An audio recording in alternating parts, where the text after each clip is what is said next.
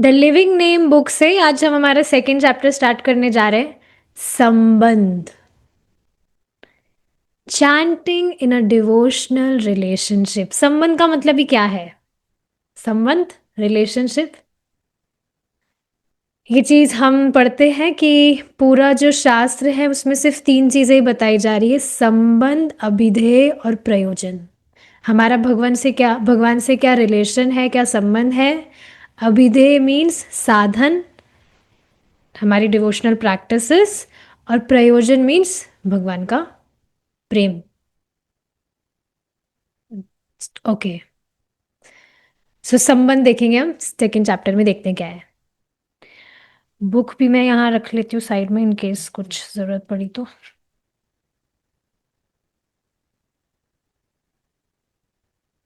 Yes. एक रिश्ते में बंधे हुए, bound together in a relationship. देखते हैं क्या है। योजना के बाद मेरी दृष्टि से अगला अभ्यास सबसे महत्वपूर्ण तत्व का प्रतिनिधित्व करता है: संबंध की भावना के साथ जप करना।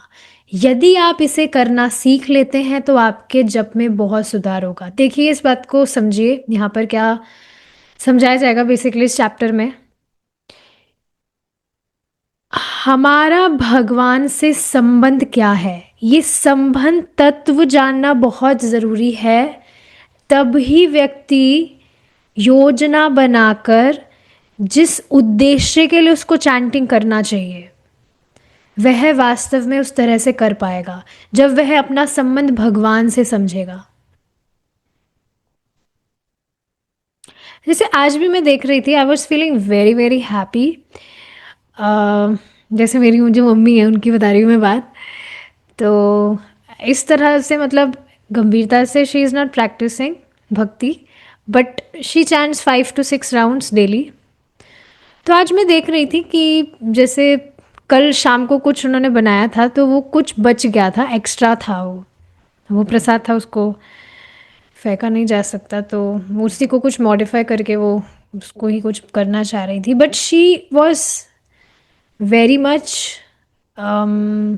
कंसर्न कि भगवान के लिए तो कुछ फ्रेश ही बनाना होगा। तो पहले तो भगवान के लिए कुछ फ्रेश बनाना होगा, उसके बाद में हम ये जो कल का जो बचा है इसको हम कुछ कर सकते हैं। तो इस चीज़ को मैं देख रही थी कि आप देखिए ना कि पता नहीं पहले ऐसा था कि नहीं, इतना मुझे कुछ याद नहीं है, नोटिस नहीं किया। बट इस तरह से चेतना में होना कि नहीं, ये भगवान है, इनके लिए पहले इनके लिए कुछ बनेगा, पहले इनके लिए फ्रेश बनना चाहिए, उसके बाद में हम पाएंगे। ये कितनी अच्छी कॉन्शियसनेस है। कुछ भगवान से हम हमारा संबंध देख रहे हैं तभी तो केयर हो रहा है ना, तभी तो कंसर्न है हम कि भगवान के लिए पहले भोजन बनेगा, उसके बाद में हम हमारा देखेंगे। तो मुझे बहुत सुंदर लग रही थी ये बात।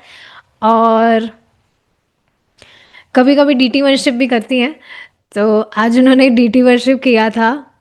So she was feeling very happy. भगवान को जिस तरह से उन्होंने श्रृंगार किया था तो भगवान बहुत अद्भुत तरह से उनको सुंदर लग रहे थे। ये बात हमने देखी थी कि जब हम भगवान की सेवा कर रहे हैं, भगवान का हमने श्रृंगार किया, तो आप देखेंगे भगवान हमें अद्भुत तरह से सुंदर लगते हैं। In that way he reciprocate with us.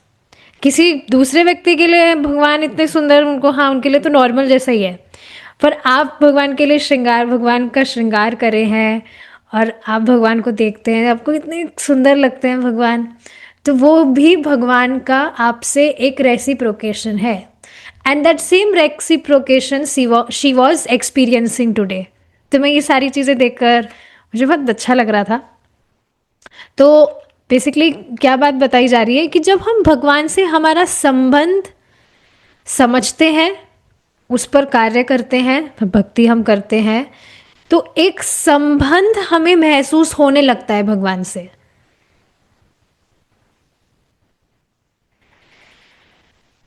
देखिए, तो यही बात यहां बताई जा रही है, संबंध की भावना के साथ जप करना कि भगवान से मेरा क्या संबंध है, भगवान मेरे हैं।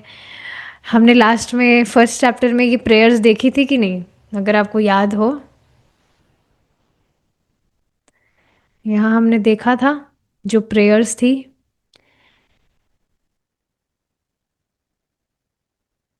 देखिए यहीं पे थी ना वो प्रेयर।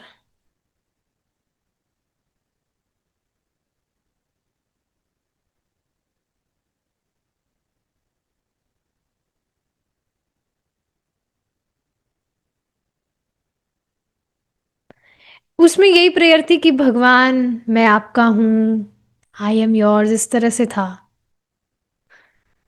एनीवेज थी वो प्रेयर, आपको याद होगा उसमें जिस तरह से प्रेयर्स थी कि भगवान मैं आपका हूँ, मुझे आप अपनी सेवा में नियोजित करिए। तो इस तरह से व्यक्ति जब अपना संबंध भगवान से समझता है तो इस तरह से वह व्यवहार करता है। ठीक है, आगे देखिए। संस्कृत शब्द संबंध का अर्थ रिश्ता है। संस्कृत शब्द संबंध का अर्थ रिश्ता है, लेकिन शाब्दिक रूप से इसका अर्थ है एक साथ बंधे हुए। सम समह सम मीन्स एक साथ, बंध मीन्स बंधे हुए। सम प्लस बंध, सम मतलब एक साथ, बंध मीन्स बंधे हुए। तो संबंध मीन्स एक साथ बंधे हुए। संबंध वह समझ है जो आपको कृष्ण से जोड़ती है। यह पवित्र नाम का जप करने का एक आंतरिक अभिविन्यास अभिविन्यास है जो आपको भगवान की उपस्थिति में लाता है। संबंध की शुरुआत उस सामान्य भावना से होती है कि मैं कृष्ण का एक अंश हूं। बाद में जब आप अपराध रहित होकर पवित्र नाम का जप करते हैं तो कृष्ण के साथ आपका संबंध और स्पष्ट हो जाता है। आप खुद स्वयं देखेंगे जब हम ये बात समझने लगे that I am fragmental part of Krishna, तो क्या आप अपनी कॉन्शियसनेस में एक चेंज अनुभव नहीं करते? कितना बड़ा अंतर आ जाता है जब व्यक्ति ये समझ जाता है कि मैं कृष्ण का अंश हूं, मैं एकमात्र कृष्ण का अंश हूं, उनका नित्य सेवक हूं। और जिस प्रकार मैं जिस मात्रा में भगवान का अंश हूं, उसी तरह से सामने वाला भी उसी मात्रा में भगवान का अंश है। इसमें एक बहुत सुंदर बात बताई गई थी कि किसी भी व्यक्ति में कुछ भी आप क्वालिटी नहीं देख रहे हैं, एकदम वो नालायक है, उसमें कुछ भी क्वालिटी है ही नहीं, कुछ भी गुण है ही नहीं, पर उसका एक सबसे बड़ा गुण क्या है कि वह भगवान का अंश है। ये सबसे बड़ी क्वालिटी है उस जीव की, जिसमें आपको हो सकता है एक्सटर्नली बहुत सारे दोष दिख रहे हो, बट उसकी सबसे बड़ी क्वालिटी क्या है कि वह भगवान का अंश है। तो किसी से भी घृणा करने का तो कुछ स्कोप है ही नहीं। इस चीज को सच में मैं देख पा रही हूँ कि शास्त्र, नियमित रूप से शास्त्र श्रवण करने से किस तरह से हमारी बुद्धि स्थिर होती है। स्थिर मतलब समझ रहे हैं, एक्सटर्नल जो भी चीजें हमारे साथ हो जाती है उससे हम डिस्टर्ब नहीं हो जाते तुरंत। श्रवण करने का बहुत बहुत बहुत बड़ा लाभ है ये, कि सिचुएशंस तो अभी भी ऐसी कुछ आएगी, उथल पुथल, आंधी तूफान, बट आप स्थिर रहेंगे। भाई नियमित रूप से हमें जो करना है, हमारा नाम जप करना है, श्रवण करना है, प्रसाद पाना है, वो आप करेंगे। शास्त्र श्रवण करने का बहुत लाभ है ये।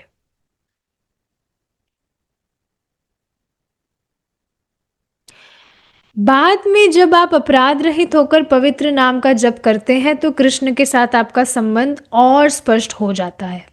अंतिम चरण में पवित्र नाम आपकी अद्वितीय आध्यात्मिक पहचान को प्रकट करता है। आत्म साक्षात्कार।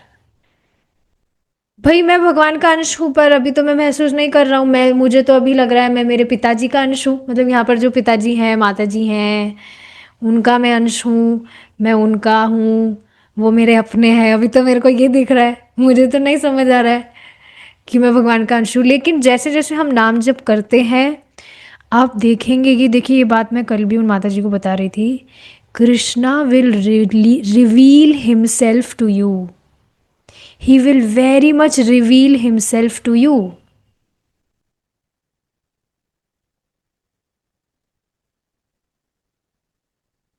गंभीरता से नाम जब देखिए, अगर हमने सीख ली ना, जो कि हम सीख ही रहे हैं। आप खुद इसको देख पा रहे होंगे, काफ़ी इम्प्रूवमेंट आया है।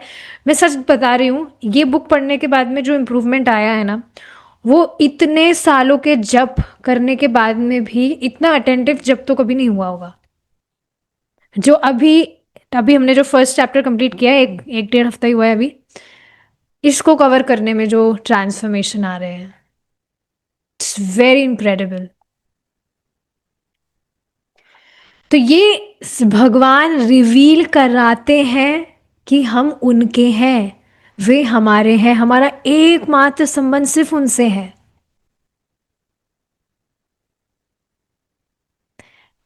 तो ये जो अद्वितीय आध्यात्मिक पहचान कि मैं भगवान से अभिन्न हूं, अभिन्न मतलब मैं उनका अंश हूं, ऐसा नहीं है कि वे अलग हैं मैं अलग हूं, ऐसा नहीं, अंश हूं मैं उनका। He is my supreme father. तो ये प्रकट कराता है जिसमें आपका आध्यात्मिक शरीर, चरित्र, गुण और आध्यात्मिक जगत में श्रीमती राधा रानी और कृष्ण के लिए आपकी विशेष सेवा शामिल है। ये बात तो हम जान ही रहे हैं कि हमारा ऑलरेडी भगवान से संबंध स्थापित है। ऑलरेडी हमारा भगवान के साथ में कुछ संबंध है, पर वह संबंध क्या है, वो नाम जप करते करते एक दिन हमें रिवील हो जाएगा कि हम जो भगवान श्रीमती राधा रानी कृष्ण की नित्य सेवा हमारी क्या है। संबंध ऑलरेडी स्थापित है, पर वो क्या है वो टाइम के साथ मालूम चलेगा। श्रीला प्रभुपाद इस संबंध में लिखते हैं, भक्ति सेवा के अभ्यास से जिसकी शुरुआत श्रवण और जप से होती है, बद्ध जीव का अशुद्ध हृदय शुद्ध होता है और इस प्रकार वह परमेश्वर के साथ अपने शाश्वत संबंध को समझ पाता है। हम अभी कुछ भी अनुभूति नहीं कर पा रहे, उसका कारण क्या है? हमारा अशुद्ध हृदय। नहीं तो हमारी हालत क्या होनी चाहिए? एक कृष्ण नाम लेते ही एक्सटेसी में हम चले जाने चाहिए, एकदम पागल हो जाने चाहिए हम। वास्तव में आज भी देखिए, मैं सुन रही थी क्लास, उसमें बताया जा रहा था, the purpose of life is to become mad for Krishna. बस इतना ही, ओवर। हम भगवान के लिए पागल हो जाएं, बस यही इस मनुष्य जीवन का लक्ष्य है। That we become mad for Krishna. Mad for Krishna समझते ना, बस भगवान की मुझे ये सेवा करनी है, भगवान को मुझे ऐसे संतुष्ट करना है, भगवान को मुझे ऐसे प्रसन्न करना है, बस इसी में ही हमारी चेतना लगे रहे। आप सोचिए, कोई व्यक्ति किसी व्यक्ति को सरेंडर है, वो सिर्फ उसी की ही बातें करे, उसके बारे में ही सोचे, उसी के ख्यालों में डूबा रहे, उसको पागल नहीं कहा जाएगा? अरे तुम क्या पागल हो, उसी के ख्यालों में खोए रहते हो। तो इस तरह से हमें हो जाना है कृष्ण के लिए। We become mad for Krishna. बस उन्हीं के बारे में हम बात करें, कोई भी हमारे पास आए, को पता है कृष्ण ऐसे वैसे, we talk about Krishna and whatever we are doing, हम बस भगवान की प्रसन्नता के लिए उसे करें। ये ही जीवन का लक्ष्य है, that we become mad for him. और आप सोचिए कितनी सुंदर बात है ना, इसको सुनकर ही कितना अच्छा लग रहा है। Wow, we become mad for Krishna. आप देखेंगे स्वयं चैतन्य महाप्रभु, जब जो उनके गुरु महाराज थे लीला में, श्रीपाद ईश्वरपुरी, उन्होंने महाप्रभु को हरे कृष्ण महामंत्र दिया, तो खुद कह रहे थे, कीला मंत्र दिया गोसाई, जपीते जपीते मुई होए बे पागल। इस तरह से उन्होंने कहा कि ये कैसा आपने मुझे मंत्र दिया है, इसको जपते जपते मैं पागल हो रहा हूँ, मेरे बस मेरा मन कर रहा है बस मैं कृष्ण कृष्ण हरे, मतलब जो भगवान का नाम है बस मैं वो ही बोलता जाऊँ, और मुझे एक्सटेसी हो रहा है, कभी मैं हंस रहा हूँ, कभी मेरे अश्रु में से आंसू बह रहे हैं, आई एम बिकमिंग मैड। और ईश्वर पातपुरी जब उन्होंने महाप्रभु को देखा, he was very very happy that yes wow, यही तो इस मंत्र का प्रभाव है, ऐसा ही तो होना चाहिए। सो ही वॉज वेरी हैप्पी। तो देखिए, महाप्रभु तो स्वयं भगवान ही है, कृष्ण। वे अपने आचरण से दिखा रहे हैं कि जीवन का लक्ष्य क्या है हमारा, कि हम उनके लिए पागल हो जाएं।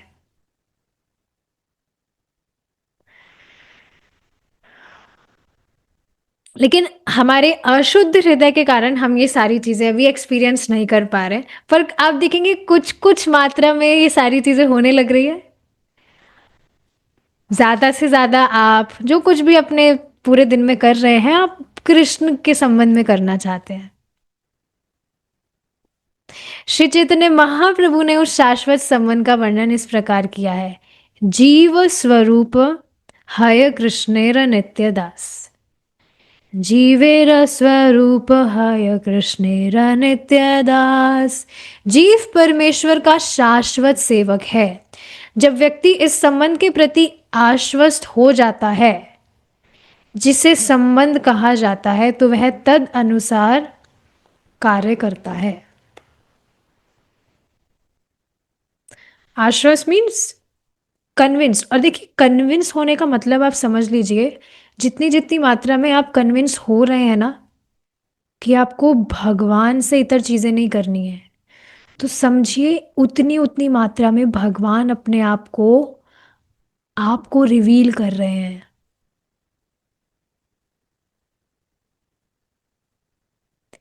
कि तुम्हें मेरी प्रसन्नता के लिए करना है। देखो, तुम मुझसे सुखी नहीं होगे। You do it for me. Only this way will be happy. भगवान धीरे धीरे करके अपने आप को इस तरह से रिवील कर रहे हैं। श्री चैतन्य चरितामृत आदि लीला 7.142 तात्पर्य। भौतिक जीवन की सबसे बड़ी समस्या यह है कि हम यह भूल जाते हैं कि हमारी एक ऐसी पहचान है जो उस अस्थाई पहचान से बिल्कुल अलग है, जिसे हमने अभी धारण किया है। जो भी हम हमारी वास्तविकता अभी समझ रहे हैं ना, इससे बिल्कुल ऑपोजिट है हमारी वास्तविक पहचान। ऑपोजिट मतलब अच्छी वाली ऑपोजिट। माया के भ्रम में फंसने से हमारी सच्ची पहचान छिप जाती है, ढक जाती है, नष्ट नहीं होती है। जब आत्मा खो जाती है तो सब कुछ खो जाता है। तो when the self is lost, all is lost. इसलिए इस बात को आप समझ रहे हैं कि व्यक्ति खुद को ही भूल गया कि वो खुद कौन है, तो बस उसका जीवन तो एकदम व्यर्थ सा नहीं है। इसको एक एग्जाम्पल से समझिए ना आप, कि व्यक्ति, वो बेचारा, उसकी मेमोरी चले गई है, कोमा में चला गया वो ना खुद को पहचान रहा है, खुद का नाम नहीं जान रहा है, उसकी मम्मी पापा कौन है वो नहीं जान रहा है। तो वो खुद को उसने खो दिया ना, he has lost himself. So all is lost. सब कुछ उसका खत्म है। कुछ वो नहीं, उसको कुछ याद ही नहीं है। सब खो गया उसकी चेतना से। तो उसी तरह से आप देखिए यहां पर, इसको बिल्कुल स्पष्ट आप देख ही पा रहे हैं, व्यक्ति अपना जो संबंध है भगवान से वह भूल गया है, बिल्कुल खो चुका है। वो, उसको मालूम ही नहीं चल रहा है कि वो है कौन, उसको किसके लिए कार्य करना है। मनुष्य जीवन मिला है तो उसको क्या करना चाहिए, कैसे अपनी इंद्रियों को कहाँ लगाना चाहिए, कुछ भी उसको समझ ही नहीं आ रहा है। सो ही हैज कंप्लीटली लॉस्ट। पागल हो गया वो। इसलिए किसी भी योग प्रणाली, और इस वजह से वह दुखी है, क्योंकि खुद को भूला हुआ है। खुद कौन है? भगवान का अंश। और इस बात को भूलने के कारण भगवान को प्रसन्न करने वाले कार्य नहीं कर रहा है। इसलिए किसी भी योग प्रणाली, विशेषकर भक्ति योग का उद्देश्य विमुख आत्मा को भगवान से पुनः जोड़ना होना चाहिए, जो कि है। एक प्रसिद्ध उदाहरण में इसका अर्थ है कि चिंगारी आग में लौट आती है जहां वह फिर से चमक और नृत्य कर सकती है।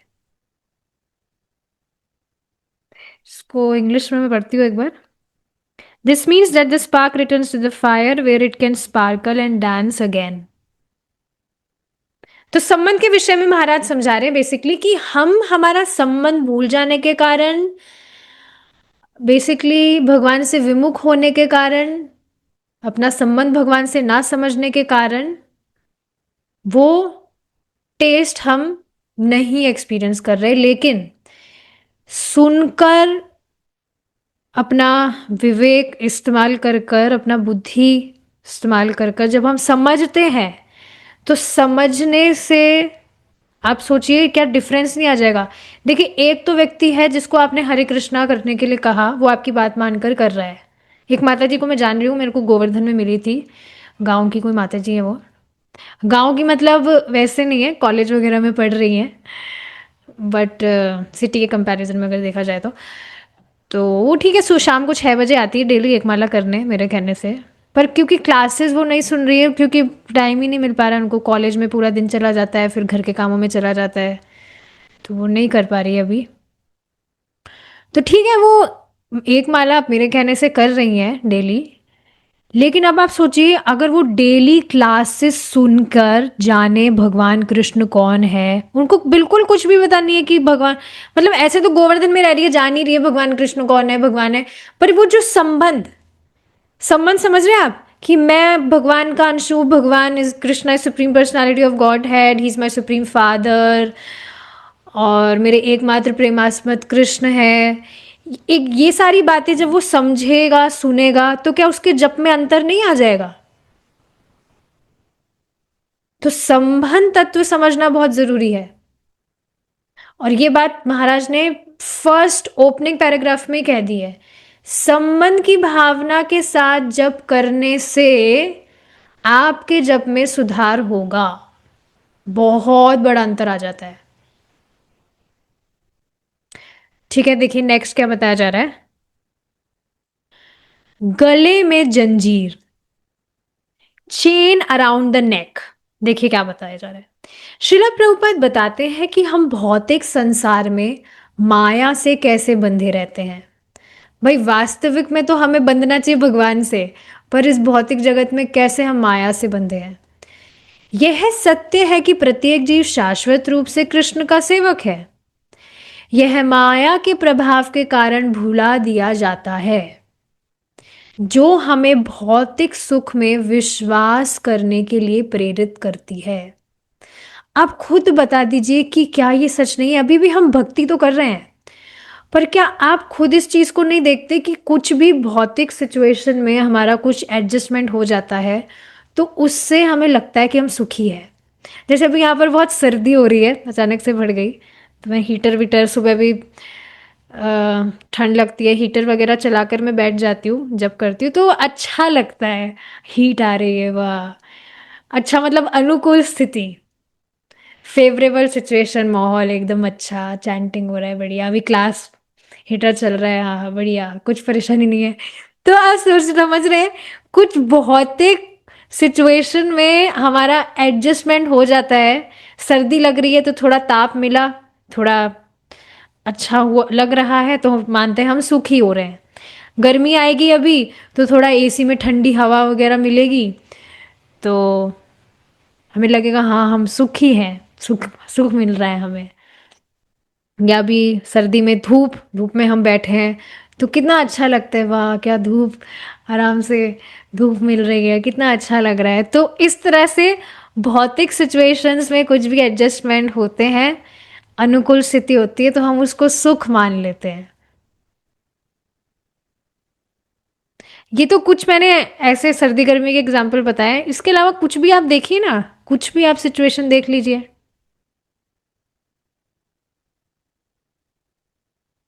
अगर और ग्रॉस बात की जाए तो कोई व्यक्ति है, वो सोच रहा है उसके बाल बहुत कम है, तो उसने कुछ दवा वगैरह ली, उसके बाल वगैरह बढ़ गए, तो वो सोचता है वाह मैं तो सुखी हूँ। तो सुख मतलब वो सुख मानता है कि हाँ देखो अब मैं, I will look smart, I look beautiful.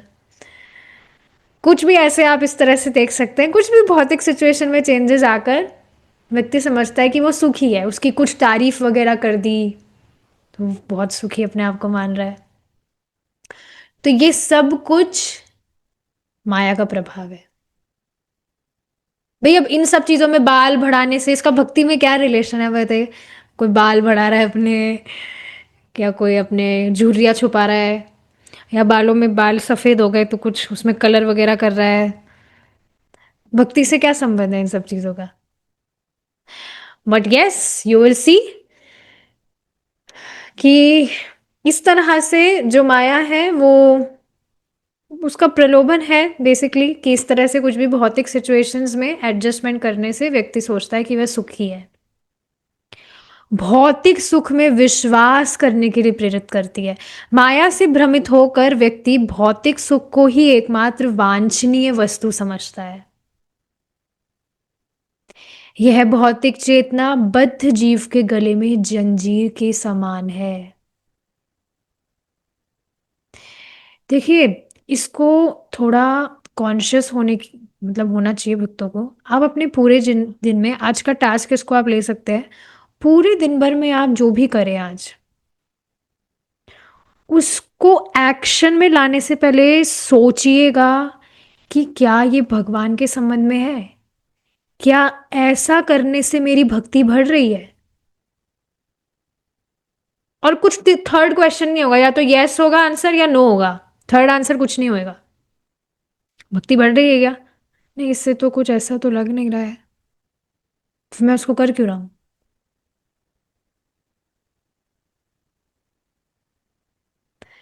माया से भ्रमित होकर व्यक्ति भौतिक सुख को ही एकमात्र वांछनीय वस्तु मानता है, समझता है, जो कि जीव के गले में जंजीर के समान है। जब तक वह इस धारणा से बंधा रहता है तब तक वह माया के चंगुल से मुक्त नहीं हो सकता। परंतु यदि कृष्ण की कृपा से किसी प्रामाणिक आध्यात्मिक गुरु के संपर्क में आता है, उनके आदेशों का पालन करता है और उनकी सेवा करता है तथा अन्य बद्ध जीवों को भगवान की सेवा में लगाता है, तो वह मुक्ति और भगवान श्री कृष्ण की शरण प्राप्त कर सकता है। श्री चैतन्य चरितमृत मध्य लीला 22.25। तो बेसिकली ये बताया जा रहा है कि हमारा वास्तविक संबंध भगवान से है। जो कुछ भी हमें करना चाहिए वो भगवान के लिए, भगवान की संतुष्टि के लिए करना चाहिए। लेकिन फिर भी माया से बिवर्ल्डर्ड होने के कारण व्यक्ति भौतिकतावादी चीजों में लग कर सोचता है कि वो सुखी है। जैसे एक भक्त है, वो इटाली से है, तो उन्होंने अपना एक वीडियो डाला था। उसमें वो अभी बर्फ में क्या करते हैं, वो स्केटिंग बोलते हैं उसको, स्केटिंग। तो उसमें वो पूरा वहां पर स्नो स्नो हो रहा है पूरी जगह।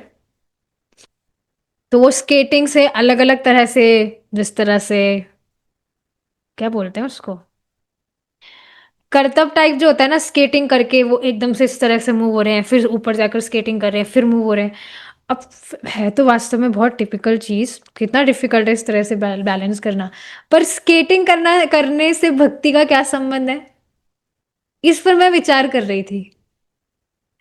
किस तरह से बर्फ में, बहुत आप सोचिए, बर्फ में बाहर इतनी ठंड में, वहां पर इतनी बर्फ, यहाँ पर तो यहाँ पे बर्फ भी नहीं है, फिर भी बाहर जाने में कितना वो लगता है। भगवान की कृपा से धूप भी है, सूर्य देवता प्रसन्न है, धूप वगैरह आ रही है, तो इस वजह से थोड़ा बाहर बैठ जाते हैं। नहीं तो अभी कुछ दिनों से तो यहाँ धूप नहीं निकल रही थी, तो I was literally packed in my room. मैं रूम से बाहर ही नहीं निकल रही थी, इतना ठंड था। और आप सोचिए बर्फ के अंदर इस तरह से वो स्केटिंग इधर उधर, इसका भक्ति से क्या संबंध है? यहाँ पर किसी का उपहास नहीं बनाया जा रहा है, बस एक सचेत होने की जरूरत है हमें कि जो कुछ भी हम कर रहे हैं, मनुष्य जीवन स्केटिंग के लिए तो नहीं है। कैसे आप मुझे बताइएगा, अगर आपको पता हो, मुझे नहीं समझ आ रहा कि इससे हमारी भक्ति में कैसे उत्थान होगा अगर हम ऐसे स्नो में स्केटिंग कर रहे हैं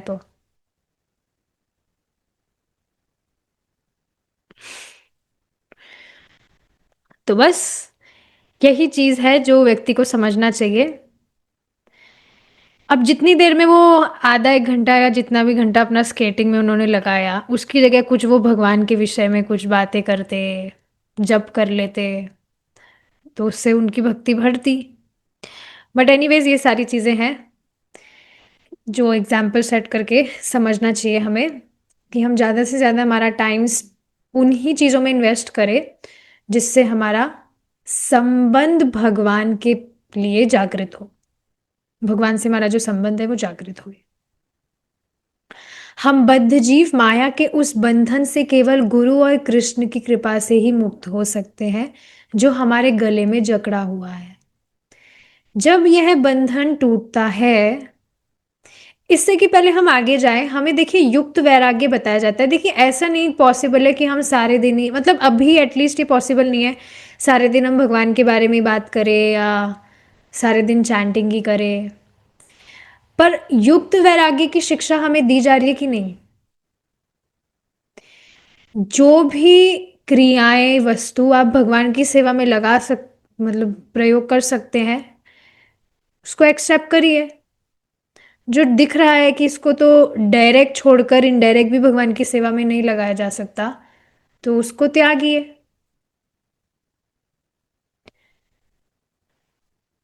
तो स्केटिंग का मैं एग्जांपल बता रही हूँ कि उससे तो पता नहीं नहीं दिख रहा है, या वो किसी तरह की एक्सरसाइज भी होती है क्या, मुझे तो ये भी नहीं पता है।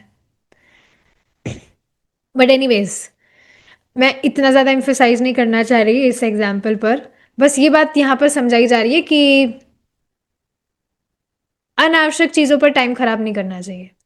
हम बद्ध जीव माया के उस बंधन से केवल गुरु और कृष्ण की कृपा से ही मुक्त हो सकते हैं जो हमारे गले में जकड़ा हुआ है। जब यह बंधन टूटता है, तभी हम कृष्ण के साथ प्रेम में संबंध स्थापित करने के लिए स्वतंत्र होते हैं। एक उदाहरण इस बात को खूबसूरती से व्यक्त करता है।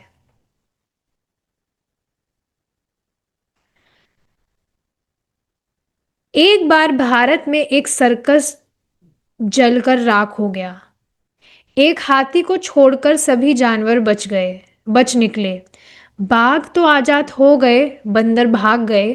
हर जानवर पिंजरे की सलाखों के पीछे होने के बावजूद आजादी पाने में कामयाब रहा, सिवाय उस एक बलवान हाथी के। सभी को आश्चर्य हुआ जब बाद में पता चला कि हाथी को एक खंबे से केवल एक पतली कमजोर रस्सी से बांधा गया था। अगर आपको पता हो तो ये एग्जाम्पल कितनी बार बताया जाता है क्लास में भी। परम पूज्य सच्चिदानंद स्वामी महाराज इस तरह बता रहे हैं यहाँ पर भी। वह हाथी बाकी सभी जानवरों से ज्यादा बलवान था। उसकी आजादी में बाधा एक कमजोर रस्सी। ऐसा कैसे हो सकता है? समझ रहे हैं ना? देखिए आगे और पता चलेगा। गहन अध्ययन से पता चला कि जब यह हाथी छोटा था, तब इसे जंगल से पकड़ा गया था और एक पेड़ से लोहे की जंजीर से बांध दिया गया था। So when he was a baby elephant, तो तभी उसको उस लोहे की जंजीर से एक पेड़ से बांध दिया गया। तो अब ये बिल्कुल स्वाभाविक है, किसी भी आप पशु को बांध देंगे तो वो उससे पीछा छुड़ाने का तो ट्राई करेगा ही। तो ये जो हाथी था, एक हफ्ते तक हाथी का बच्चा भागने की कोशिश करता रहा। वह जंजीर को तब तक खींचता रहा जब तक कि उसका पैर खून और मवाद से लथपथ नहीं हो गया। घाव में संक्रमण हो गया और मक्खियां उस पर भिनभिनाने लगी। हाथी का बच्चा जंजीर तोड़ने की बेताब कोशिश करता रहा, लेकिन आखिरकार उसने हार मान ली और जंजीर खींचना बंद कर दिया। उसके बाद से उसके रखवालों ने जंजीर हटाकर उसकी जगह एक पतली रस्सी लगा दी। हाथी ने फिर कभी भागने की कोशिश नहीं की। फिर उन्होंने उसे सर्कस को बेच दिया। तो आप इस बात को समझ रहे हैं ना?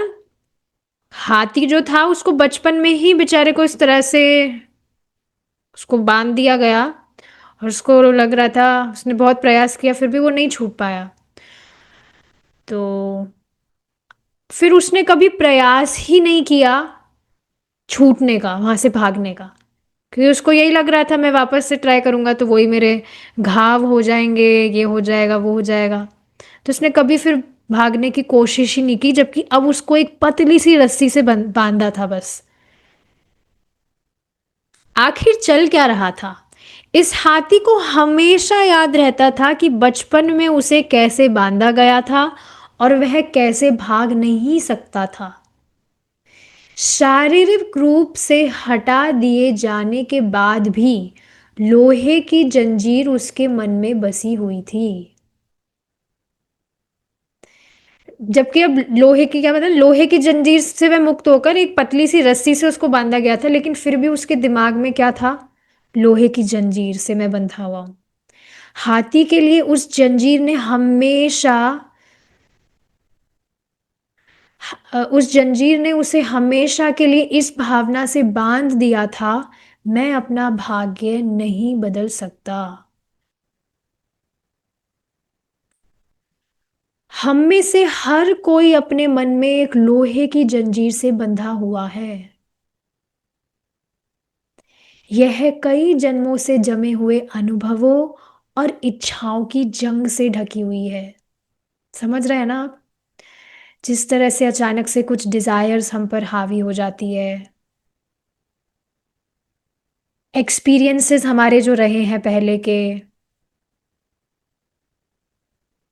सोचिए ना, क्यों हमें फियर है? हम एक बहुत बड़े व्यक्ति, बहुत बड़ा कहना तो अपराध है, मतलब supreme personality who is unlimited, who is you know all powerful, all potent, ऐसे व्यक्ति के हम संतान हैं। सब सोचिए, बिल्कुल ऐसे भगवान है वो, जो स्वराट है और सब मतलब पूर्ण शक्तिमान है। उनसे उनसे पावरफुल कोई है ही नहीं। Highest limit, he is unlimited, और उनके अंश हम हैं।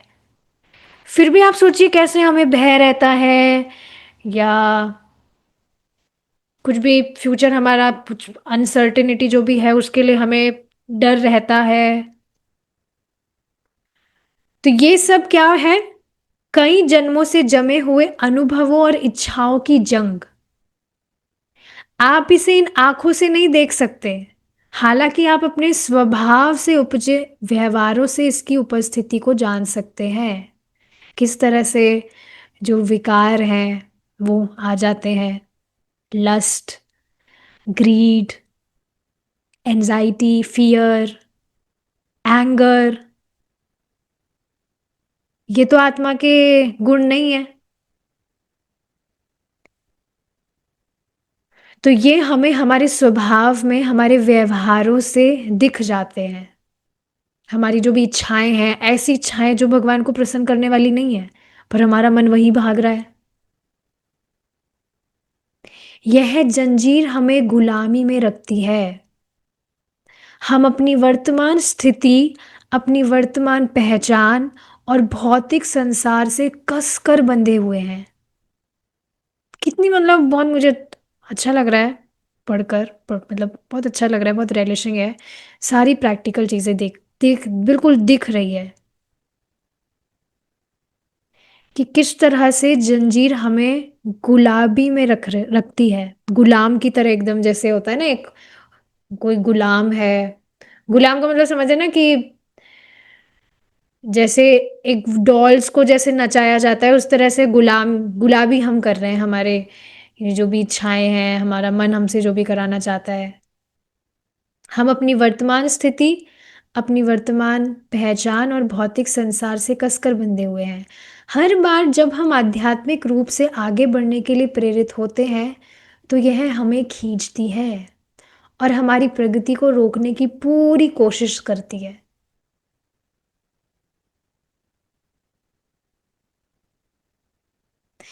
जैसे कई कितनी बार हमने सुन लिया, हम ये शरीर नहीं है, हम आत्मा है, तो किसको रेस्पेक्ट, किसका डिसरेस्पेक्ट। पर आप सोचिए, कोई भी कुछ भी गलत बात बोल दे या कुछ भी अपमानजनक बात बोल दे, तो तुरंत हमारा क्या ईगो हावी नहीं हो जाता है, फॉल्स ईगो। तो तुरंत तो ये जो अम, जंजीर है, ये हमें खींचती है, हमारी प्रगति को रोकने का पूरा प्रयास करती है। इससे भी बुरा यह है कि हमारी समस्याएं और गहरी हो जाती है, क्योंकि यह जंजीर हमें एक बर्तन की तरह लगती है। हम माया में रहने के इतने आदी हो चुके हैं कि हमने कभी कुछ और जाना ही नहीं। इस जंजीर के बिना आप कौन होंगे? अज्ञात में झांकना डरावना है। क्या हम इस जंजीर से मुक्त हो सकते हैं? लगभग असंभव। यह जंजीर किसी भी असली लोहे की जंजीर से कहीं मजबूत है। हम किसी भौतिक जंजीर से, भारी चिमटे से तोड़कर तो छुटकारा पा सकते हैं, लेकिन इस दुनिया में मन की जंजीर को तोड़ने के लिए कोई चिमटा नहीं है। तो अब किस तरह से हम इस जंजीर से मुक्त हो सकते हैं, वो हम हमारी नेक्स्ट क्लास में देखेंगे। आज हमने बहुत सारे टॉपिक्स कवर किए, बहुत डीप थे, कुछ अलग था ये। फर्स्ट चैप्टर में तो हमें महाराज ने सारी एक्सरसाइजेस वगैरह बता दी जिससे हमें हमारा अटेंटिव जब करना है। अब अटेंटिव जब करना क्यों है, भगवान से हमारा क्या संबंध है, उसको डीप में सेकंड चैप्टर में हम समझ रहे हैं कि वास्तव में हम हैं भगवान के अंश, पर कैसे माया के प्रलोभन से हम प्रभावित रहते हैं। अब देख रहे हैं ना कितने नए डायमेंशन से महाराज समझा रहे हैं। ये जो हाथी वाली स्टोरी थी, कितनी सुंदर है ये। बिल्कुल उस हाथी जैसी हालत नहीं है क्या हमारी?